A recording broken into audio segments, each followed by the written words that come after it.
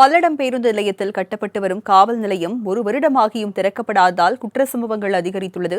இதுகுறித்த கூடுதல் தகவல்களை எமது செய்தியாளர் சாலமன் அபிஷேக் வழங்க கேட்கலாம்.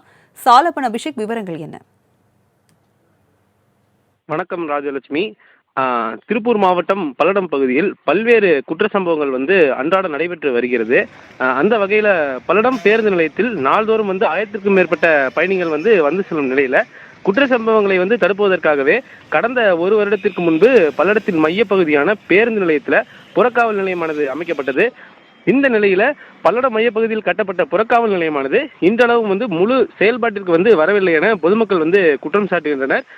மேலும் பல்லடம் பகுதியில் நாள்தோறும் கொலை, கொள்ளை, திருட்டு உள்ளிட்ட சம்பவங்கள் அதிகரித்து வருவதால் பொதுமக்களோட அன்றாட வாழ்க்கையானது கேள்விக்குறியாகி இருக்கிறது. குறிப்பாக கடந்த சில மாதங்களாகவே பல்லடம் பகுதியில் கொலை சம்பவங்கள் அதிகரித்து காணப்படுகிறது. மேலும் பல்லடம் பேருந்து நிலையத்தில் குற்ற சம்பவங்களை ஈடுபடும் நபர்களை கண்டறிந்து நடவடிக்கை எடுக்கவே இந்த புறக்காவல் நிலையமானது அமைக்கப்பட்டுள்ளது.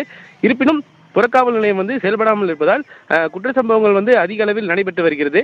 எனவே மாவட்ட காவல் கண்காணிப்பாளர் அவர்கள் உடனடியாக பல்லடம் பகுதியில் நடைபெறும் குற்ற சம்பவங்களை தடுக்க நடவடிக்கை எடுக்க வேண்டும் என்றும், பல்லடம் பேருந்து நிலையத்தில் அமைக்கப்பட்டுள்ள புறக்காவல் நிலையத்தை உடனடியாக திறந்து குற்ற சம்பவங்கள் நடக்காத வண்ணம் நடவடிக்கை எடுக்க வேண்டும் என்றும், அதே போல பல்லடம் காவல் நிலையத்தில் அதிகப்படியான காவலர்களை பணியமர்த்த வேண்டும் என்றும் பொதுமக்களிடையே கோரிக்கையானது தற்பொழுது எழுந்துள்ளது. ராஜலட்சுமி,